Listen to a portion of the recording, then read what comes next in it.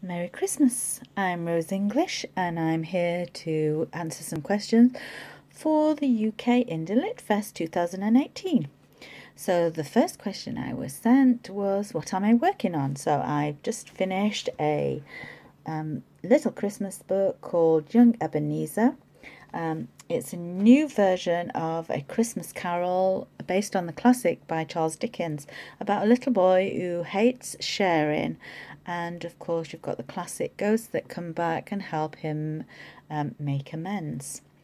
Um, the I want to say a big thank you, though, first to a young lady called Olivia, who I sent the book to.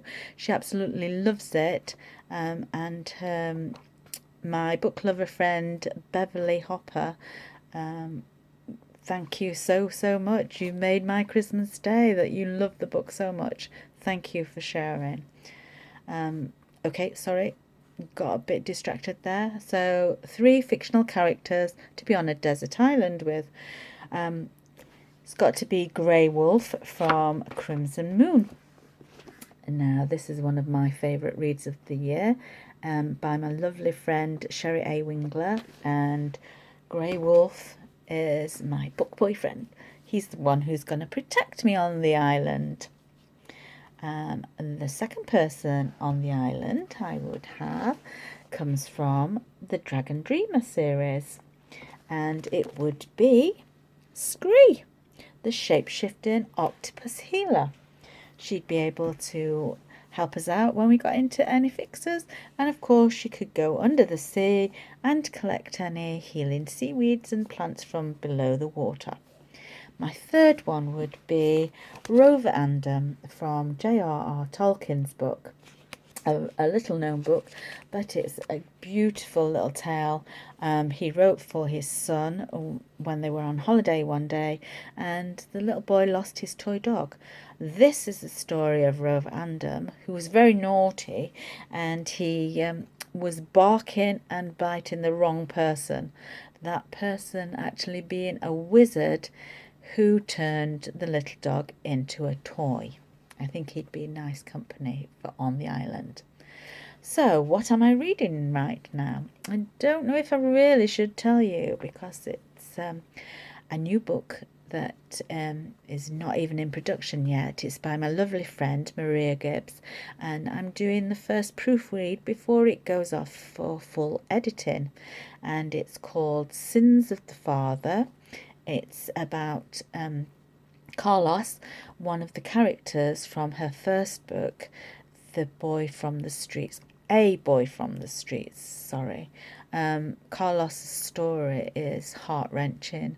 I've already cried several times, but I can't tell you any more because at the moment it's hush hush. So, how many authors to change a light bulb? My goodness, fancy asking a question like that. Well, I would say it's just one author because if they had writer's block or they stopped writing for some reason, they could change the light bulb then. Easy peasy. And then, hey presto, as soon as the light's illuminated, inspiration and they're back to writing. So, one author to fit a light bulb. So, next one is a leading actor for a movie of your work. Well, it would have to be my book, The Magic of Grandfather Time. And the person I would have as my leading man would be Rupert Friend. And if I can just turn my phone around, I'll just show you. This is Rupert when he was playing Prince Albert in Young Victoria.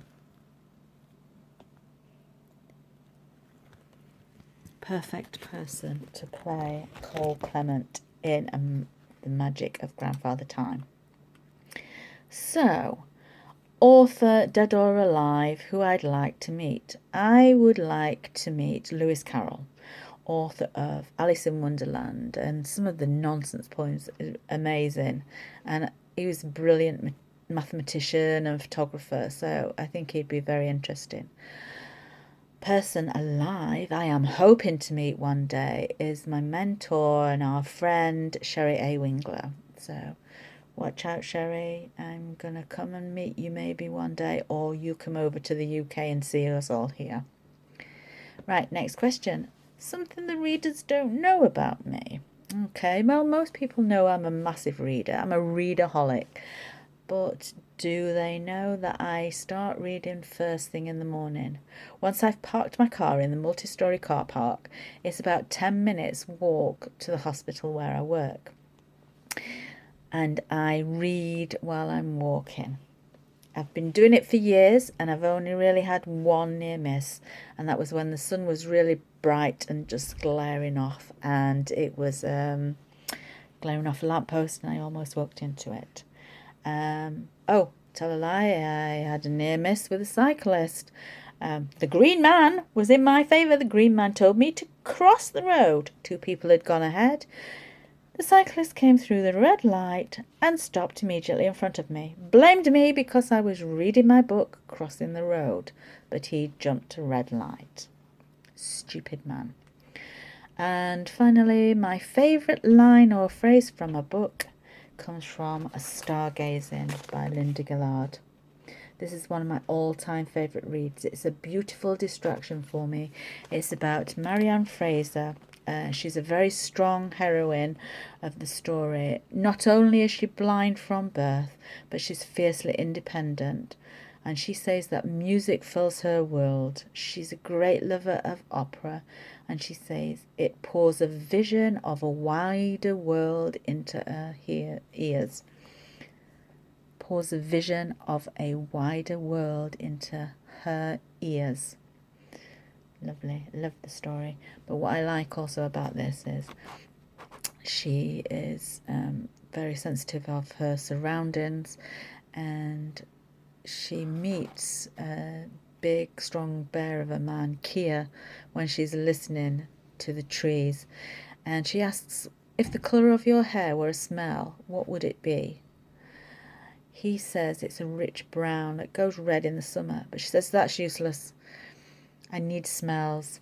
So he says, walnuts. Walnuts when you crack them open at Christmas. That is how he describes the smell of his hair. I'm Rose English. Thank you for listening, and hope to see you at this year's UK Indie Lit Fest in 2018. Not this year's, next year's, in a few days' time. Merry Christmas. God bless us, everyone.